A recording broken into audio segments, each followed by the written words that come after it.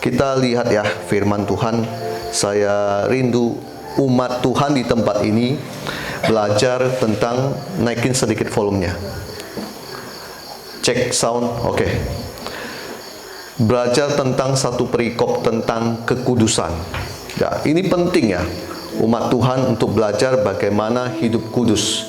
Saya tidak peduli ini cocoknya dikhotbahkan di mana. Kalau saya hari ini ada di sini, Roh Kudus menggerakkan saya mengkhotbahkan tentang kekudusan, maka inilah yang saya akan khotbahkan.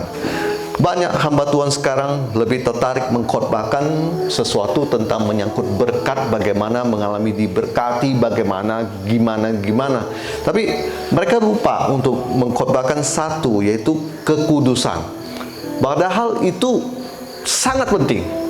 Di dalam kekristenan, Anda harus tahu bahwa itu sangat penting. Yang namanya kekudusan itu sangat penting. Ya, kita lihat di Ibrani pasal 12 ayat 14b. Ibrani pasal 12 ayat 14b. Di sini dikatakan, sebab tanpa kekudusan tidak seorang pun akan melihat Tuhan. Jadi kalau saya bacakan dari awal, berusahalah hidup damai dengan semua orang dan kejarlah kekudusan. Sebab tanpa kekudusan tidak seorang pun akan melihat Tuhan. Saya sangat diberkati dengan firman Tuhan ini. Dan mari saya akan jelaskan kenapa disuruh kejar kekudusan. Sebab tanpa kekudusan tidak seorang pun akan melihat Tuhan. Begini, kalau Anda tidak hidup kudus, pastinya Anda berdosa. Dengan Anda berdosa, nomor satu yang saya mau jelaskan adalah begini: komunikasi Anda dengan Tuhan terputus. Itu dulu saya mau jelaskan. Ketika komunikasi Anda dengan Tuhan terputus, itu ibaratnya dulu Adam dan Hawa, waktu Adam masih ada di Taman Eden, dia itu berkomunikasi dengan Tuhan.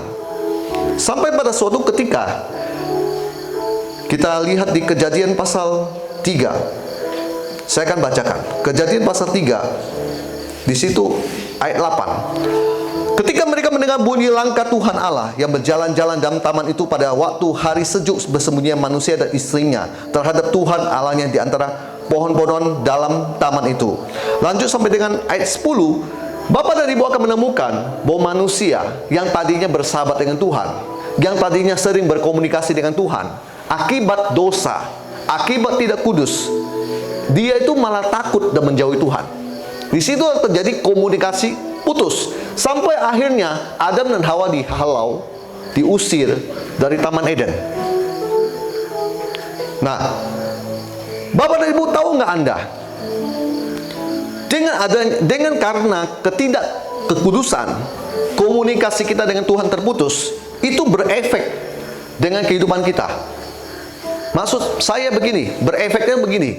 Setiap kali Anda berdoa, Anda tidak mengalami Tuhan jawab doa Anda. Setiap kali Anda berdoa, Anda merasa Tuhan kok jauh dari hidup Anda. Yakobus pasal 5 ayat 16b. Karena doa orang benar, bila dengan yakin didoakan, sangat besar kuasanya. Ada doa orang benar, bila dengan yakin didoakan, sangat besar kuasanya. Kalau orang itu tidak benar, tidak kudus, tidak ada kuasa. Doanya tidak dijawab. Mau doa 1 tahun pun tidak dijawab. Gimana mau dijawab? Ngaku Kristen, ngaku nenek moyang Kristen dan sebagainya, tapi hidupnya tetap amburadul. Minumnya tetap minum, merokok tetap merokok, judi tetap judi, hidup dalam perzinahan, kawin cerai, tidak dalam kekudusan. Yang Tuhan mau adalah komunikasi itu tetap ada. Tetapi karena manusia hidup dalam ketidakkekudusan, akibatnya komunikasi itu terputus. Akibatnya setiap kali kita ingin menyampaikan sesuatu pada Tuhan, karena tidak kudus, doamu tidak dijawab. Doamu tidak dijawab. Pak, Bu, di hari-hari ini, khususnya di ibu kota Jakarta, Ada banyak hamba Tuhan. Jangan usah bilang banyak lah. Ada beberapa hamba Tuhan yang saya tahu hidupnya nggak kudus. Boleh saja dia tampil di sini dan dia berkhotbah, tetapi yang dilakukan di belakang, sampai pada akhirnya suatu hari KPK menangkap dia dan masih mau mengelak. Pak Bu, kalau buat saya, kalau KPK sampai bisa menangkap tuh orang, berarti memang itu memang benar. Begitu ceritanya, nggak mungkin dimanipulasi. Kamu bisa berdalih dan ngomong ini, ngomong itu, dan sebagainya. Buat saya begini, Bapak dan Ibu, kalau saya seorang hamba yang melayani Tuhan, paling penting adalah saya mau pelayanan saya disertai Tuhan. Itu pertama. Kedua, lewat penyertaannya setiap kali saya atalko, saya doakan orang, harus ada membuktikan ini saya utusannya Tuhan. Kalau tidak, berapa Bapak dan Ibu percaya?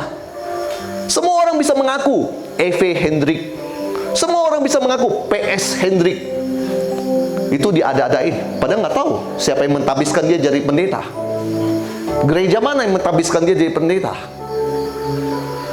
Kalau saya mau kasih tahu Anda, ketika saya bertemu dengan seorang pemabuk, saya pastikan kalau saya tegur dia, ada saya membawa otoritas Tuhan, sehingga saya ngomong, dia itu takut. Tidak saya yang lari. Kalau saya yang lari, itu sesuatu bermasalah dalam hidup saya. Kalau Anda negur orang judi, Anda sendiri masih judi, bagaimana bisa menegur dia judi supaya dia bertobat? Ada amin? Ada amin? Kalau Anda sendiri tidak kudus, bagaimana kamu mau menyuruh orang untuk hidup kudus? Pak Bu,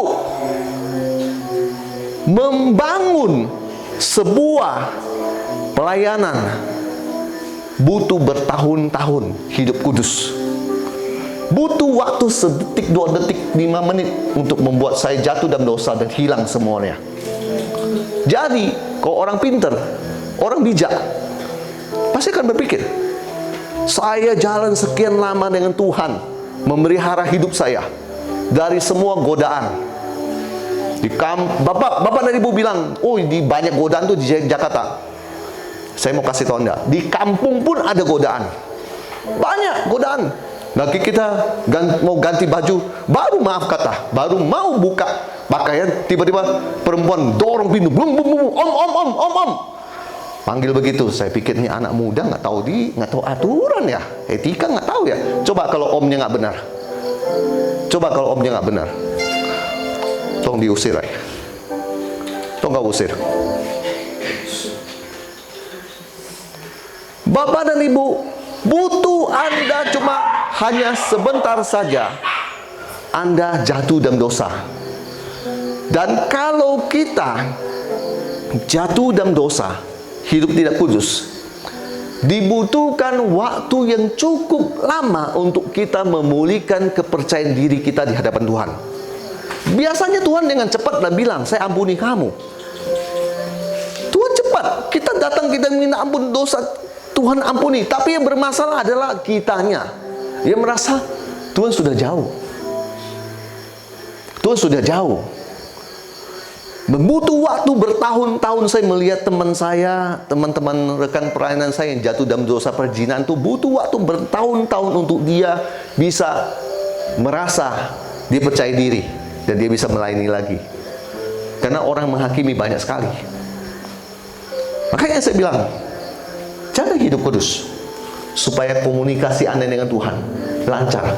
Kalau komunikasi Anda dengan Tuhan lancar, kamu berdoa apa? Kamu minta apa? Tuhan kasih. Tuhan kasih. Mau contoh? Saya pernah suatu kali saya bergumul. Saya butuh uang 5 juta. Ini saya butuh uang 5 juta. Untuk apa? Terlalu banyak tagihan yang mesti dibayar. Jadi saya lagi antar istri saya. Dia nggak tahu apa yang saya rasakan. Jadi di mobil saya lagi tunggu dia belanja di pasar. Saya bergumul sama Tuhan. Tuhan tolong, Tuhan tolong. Habis itu dia masuk mobil, saya antar dia pulang. Sampai di rumah, dia lagi beresin sayur di bawah, saya di atas. Saya buka Alkitab, saya baca. Tuhan tolong, ini firman-Mu berkata di Markus pasal 11 ayat 24. Nah, apa saja kau minta dan doakan, percayalah bahwa kamu sudah menerimanya, maka hal itu akan diberikan buat kamu. Saya hafal firman ini. Kenapa? Karena ini ayat favorit saya. Tiba-tiba, amin. Setelah amin, handphone saya agak jauh di situ. Saya dengar bunyi WA, WhatsApp masuk. Ketika saya ambil WhatsApp, saya pikir, ya paling orang minta doa lah, ya biasalah pekerjaan pendeta, ya paling gitulah. Pak, minta tolong Pak, Pak, minta tolong Pak. Jarang sih yang bilang, Pak, saya mau kasih uang Pak. Jarang itu. Yang banyak kan tuh, Pak, tolong doa Pak. Nggak pernah ada yang masuk WA, Pak, sudah makan belum Pak? Pak, saya mau traktir Bapak di KFC Pak. Nggak ada. Yang banyak tuh yang kayak gitu. Dari Sabang sampai Merauke beritanya selalu, Pak mau minta doa Pak. Pak, ini saya punya anak sebenarnya. Pusing saya dengar-dengar. Doa sendiri aja harusnya. Kan udah dewasa. Lalu saya pergi ke meja itu, saya ambil handphone, saya lihat ada tulisan WhatsApp di situ. Dikasih bukti transferan 5 juta rupiah. Lalu saya muat di media sosial, saya bilang, saya doa, langsung Tuhan jawab. Teman-teman semua pada iri, kok hebat kamu begitu. Kuncinya satu ya, kekudusan. Kuncinya itu, kekudusan. Pak Bu, jangan lihat saya begini. Saya jaga hidup saya bertahun-tahun Pak Bu, di pelayanan. Minuman keras, sedikit pun saya nggak mau nyentuh. Saya nggak mau nyentuh. Mau ngomong, Rasul Paulus kan bilang boleh ini. Saya abdi Allah, saya nggak mau nyentuh itu. Terserah, kalau kamu mau nyentuh, itu urusanmu. Saya nggak mau nyentuh. Saya tahu mana firman. Saya mau patuhi firman. Saya mau hidup kudus. Saya mau Bapak dan Ibu tahu, ini adalah bait suci Allah. Tuhan bilang, ini ada bait suci Allah. Oh, kamu tahu ini bait suci, jangan kamu sengaja kamu kotorin bait suci. Dengan apa? Asap rokok. Saya dulu perokok berat. Saya bertobat gara-gara saya sakit kronis. Hampir mungkin bisa lewat. Makanya saya baru takut. Makanya saya baru bertobat. Hari ini kalau saya lihat ada orang yang kayak gitu, saya bisa menasihati karena saya sudah melewatinya. Tubuh di bait suci Allah. Jangan kamu berbuat cabul, berzina. Jangan kamu sengaja mengotori bait suci ini. Jangan suka ngomong kotor. Jangan suka berpikir porno. Hari-hari ini anak muda kalau lihat HP-nya, isinya banyak video porno. Bapak bagaimana tahu? Banyak sekali WL tuh, worship leader kasih pesan ke saya, Pak Pendeta, tolong doakan saya. Saya terlibat dengan dosa ini karena sering nonton video porno. Hati-hati. Tubuh ini bait suci Allah. Ada amin. Tubuh ini bait suci Allah. Bagaimana kamu mau doamu cepat Tuhan jawab kalau kamu tidak memelihara hidupmu kudus? Hari ini firman Tuhan mengajarkan pada jemaat ini, tempat ini, kalau Anda mau mengalami kuasa Tuhan, mujizat Tuhan, kuduskan hidupmu. Jaga hidupmu baik-baik seperti yang saya sudah lakukan. Saya cuma mencoba melakukan hidup kudus. Saya kalau lihat sesuatu udah melewati batas kekudusan, saya akan bilang istri saya, ini kayaknya ini kita nggak benar nih begini. Ayolah, jangan kita melangkah. Memberi rokok buat orang, itu berarti kamu kasih racun buat dia.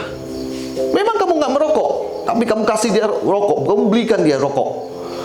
Teman saya yang mau serius dengan pelayanan, dia jual tembakau.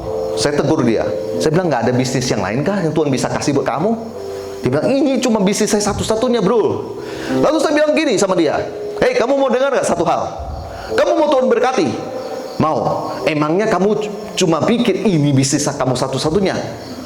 Kamu jual racun. Maaf, kamu kayak buka prostitusi. Kamu bilang, saya buka prostitusi ini karena saya butuh hidup. Coba bayangkan, itu kan nggak masuk akal. Saya jual minuman keras, menyebabkan banyak orang berantem, bunuh-bunuhan dan sebagainya karena saya jual miras.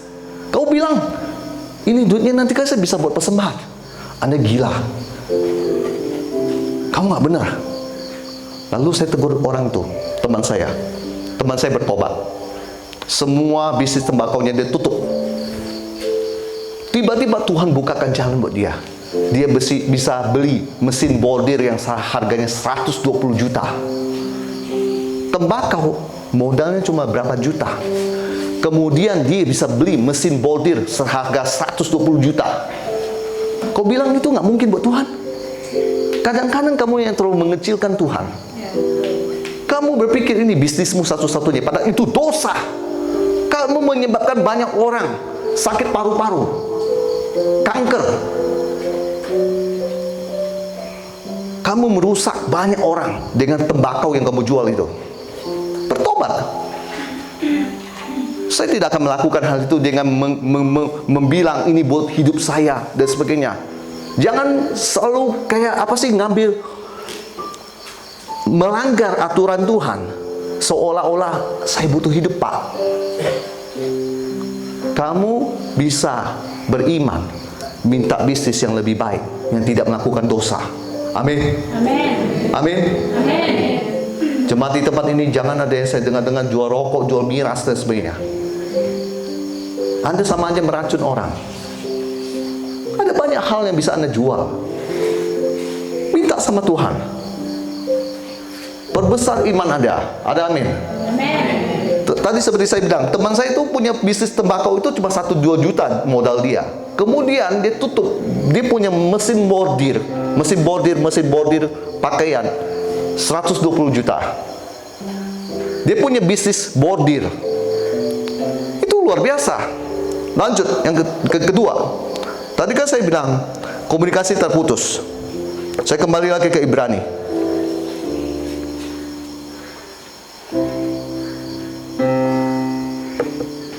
Begini, dan nomor 2. Akibat kita hidup dalam ketidakkekudusan. Tadi kan komunikasi terputus. Yang kedua adalah rancangannya yang baik berubah jadi buruk. Kita lihat di Yohanes. Ini firman sering saya beritakan. Yohanes pasal 10 ayat 10. Pencuri datang hanya untuk mencuri dan membunuh dan membinasakan. Aku datang supaya mereka mempunyai hidup dan mempunyainya dalam segala kelimpahan. Rancangan yang baik berubah jadi buruk. Begini, akibat dari ketidakkekudusan yang Tuhan tadi rancangkan anak ini dari remaja sudah ganteng baik, dirancangkan nanti kuliah, nanti dirancangkan juga jadi seorang insinyur. Dirancangkan juga nanti dia punya pendapatan 1 bulan tuh 15 juta, 20 juta, 25 juta dan sebagainya. Rancangannya baik. Dengan baik. Rancangannya baik. Keluar dari Sumba, dia bertemu dengan kawan-kawan yang nggak benar. Dia hidup mabuk-mabuk, narkoba.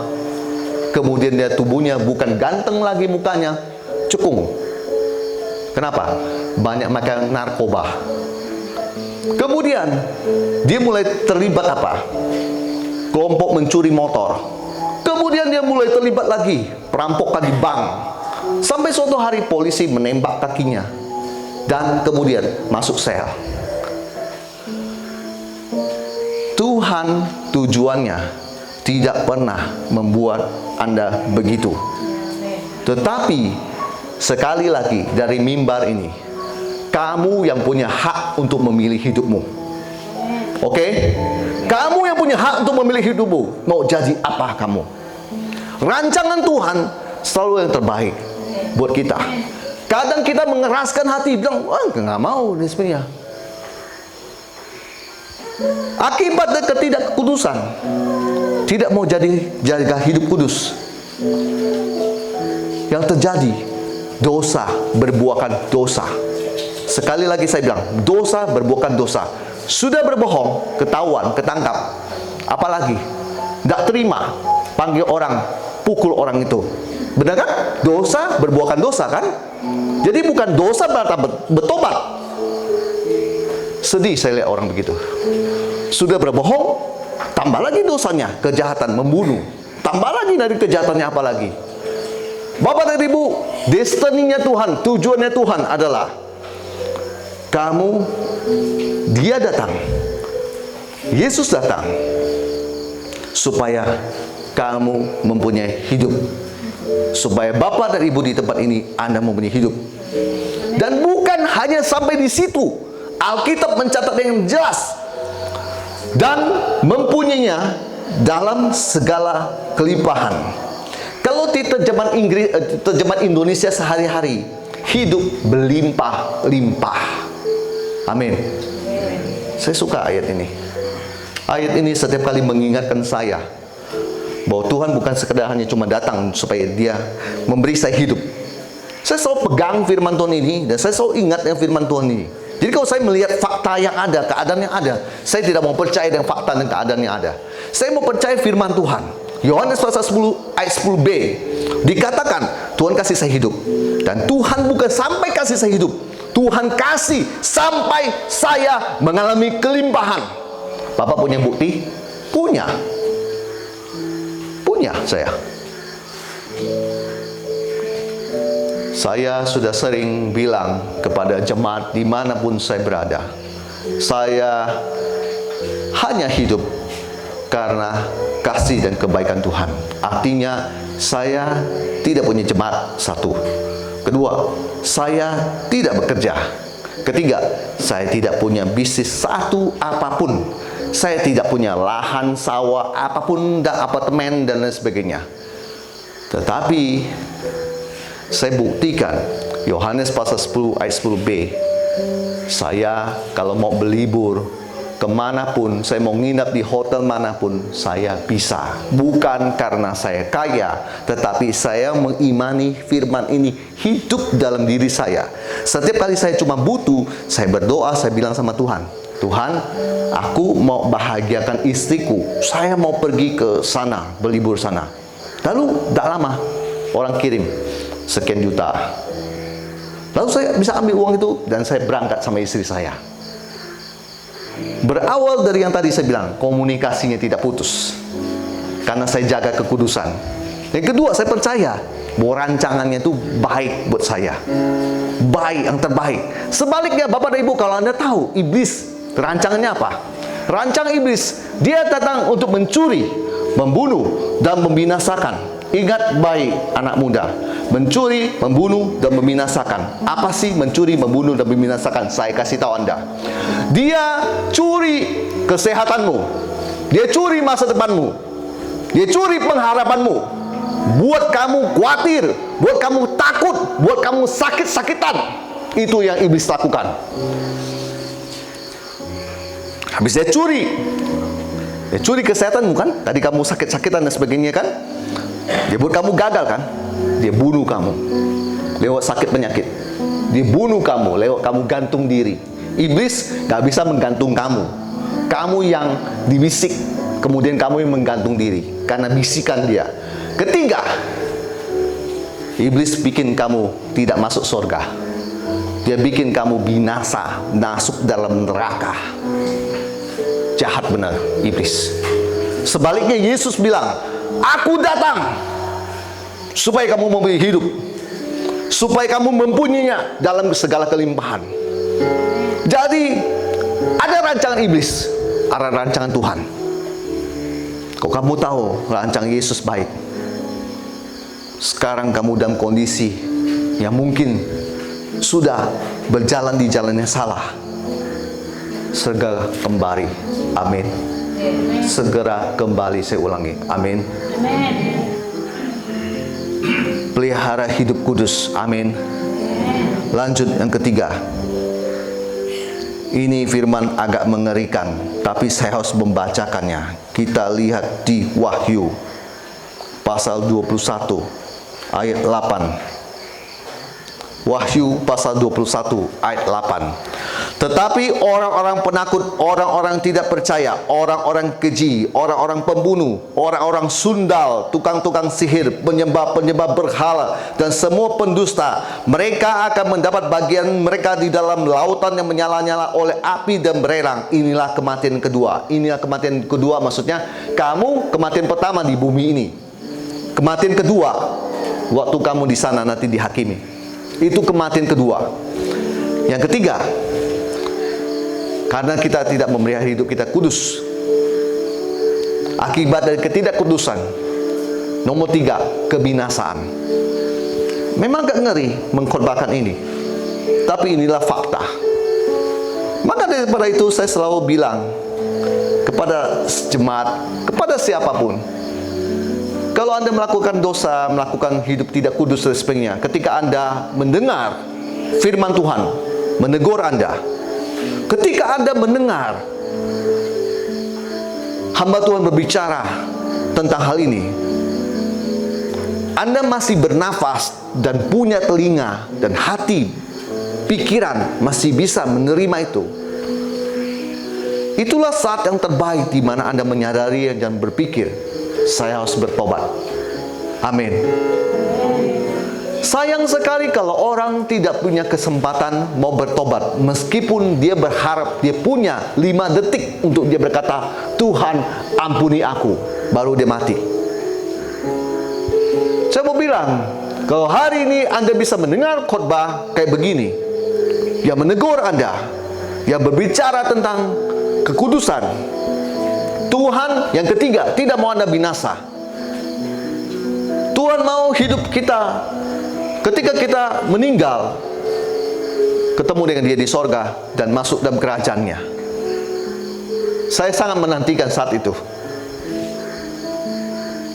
Saya sangat menantikan saat itu, supaya saya bisa beristirahat dari semua yang saya sudah lakukan di bumi ini, yaitu pelayanan dan sebagainya. Saya sangat menantikan saat itu. Makanya kalau pesawat lagi tiba-tiba gini, saya cuma bilang, ya kapan saatnya ya? Kalau yang lain, saya sama istri saya cuma lihat dia. Saya berharap mungkin itu saatnya. Nggak apa-apa. Tapi karena saya sudah sering bilang sama Tuhan, Tuhan, aku minta satu ya Tuhan. Itu doa saya satu-satunya permintaan sama Tuhan. Cuma saya dan Tuhan yang tahu. Dan istri saya akhirnya tahu juga, karena saya tak kasih tahu dia. Saya bilang gini, Tuhan, aku ini selama hidup saya cuma punya satu permintaan sama Engkau. Jangan buat saya malu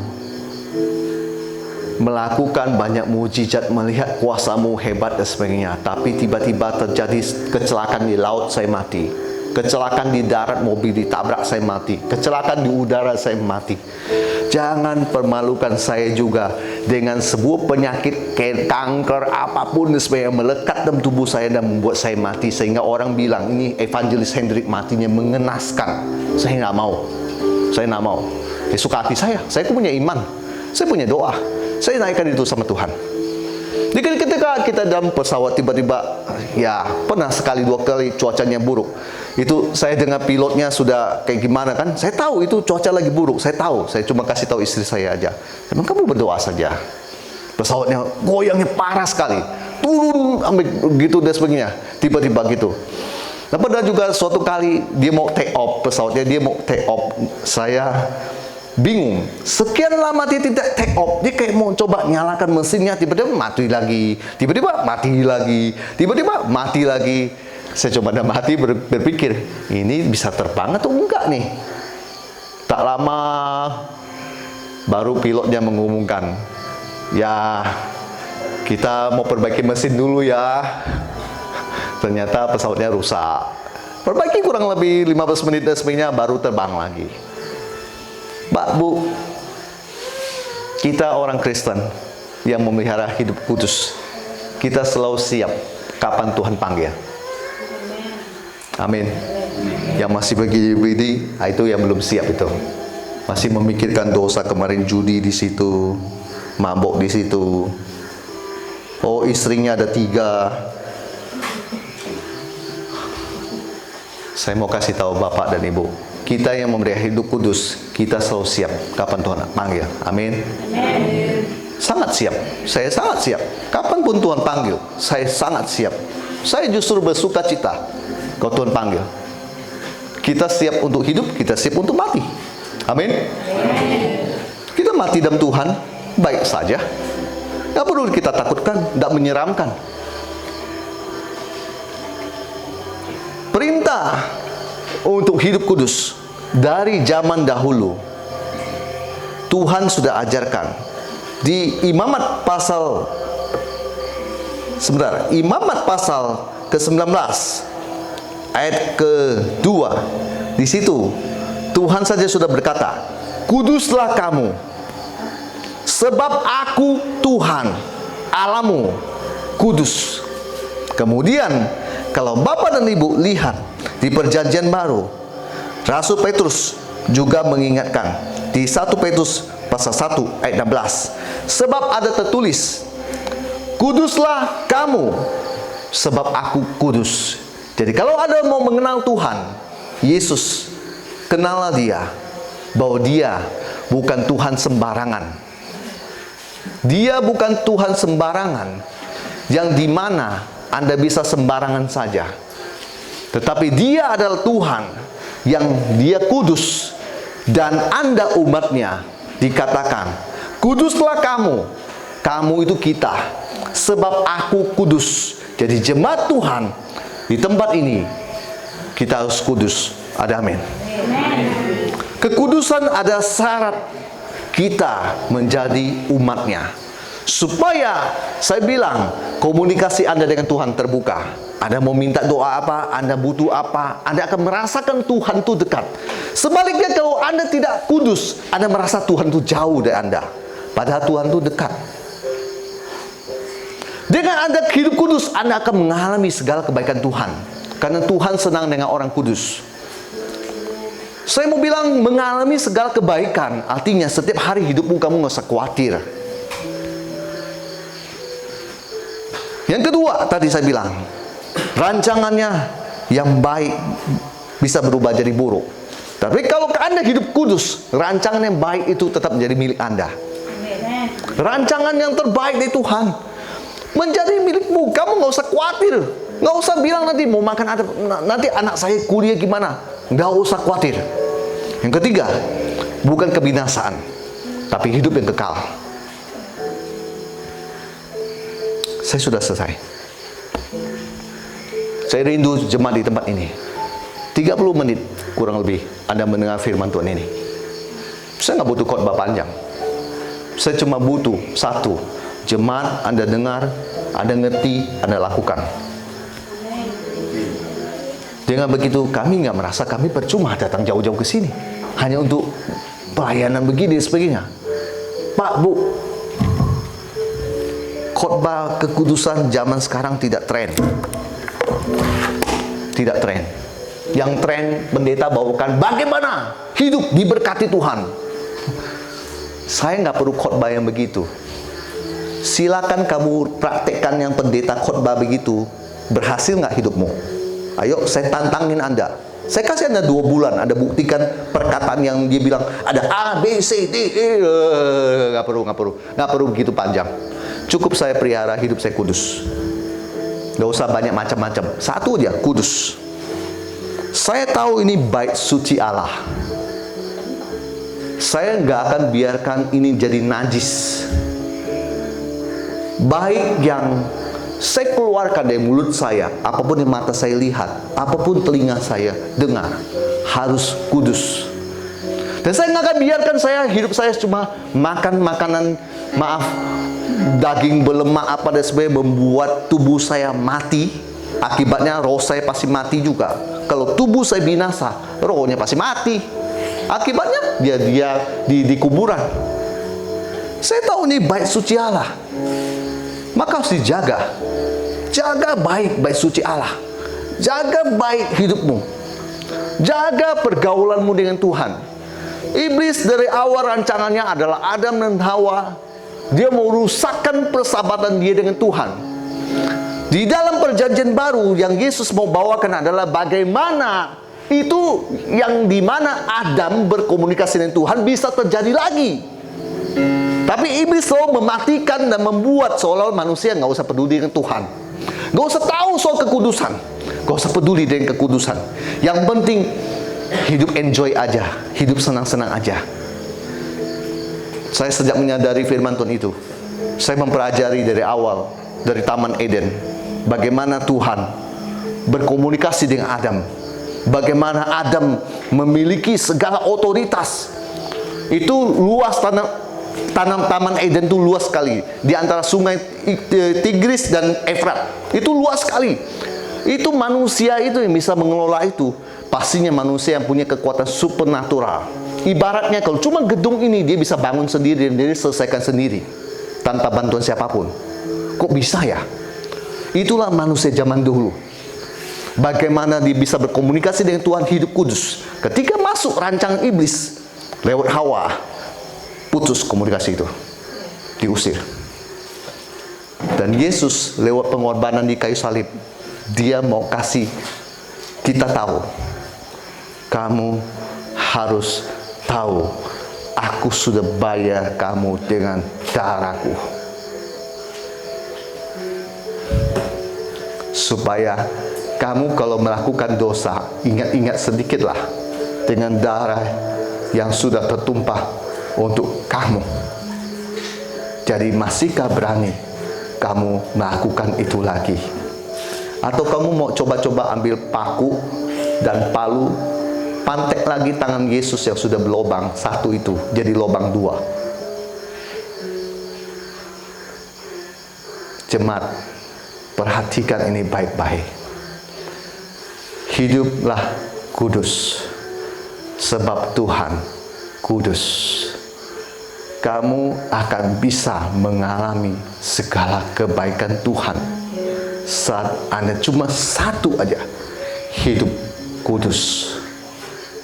Gereja ini akan berubah kalau pemimpin, jemaat, pengurusnya memelihara hidup kudus. Tidak akan bisa menahan kekuatan dari dunia ketika kamu hidup kudus. Tadi saya sudah bilang, saya ini pendeta tidak kerja. Saya, Bapak dan Ibu bisa lihat dari atas, dari bawah kaki sampai ke atas. Saya buktikan Tuhan sertai saya. Tuhan pelihara saya. Asal kamu Hendrik hidup kudus, aku sertai kamu. Aku berkati kamu. Aku mau melakukan apapun yang kamu minta, karena kamu kudus. Dengan kekudusan kita menyenangkan hati Bapa. Bapa senang dengan kita. Sebaliknya yang masih berurusan dengan dosa, kamu susah untuk menjangkau Bapa. Naikkan. Lagi.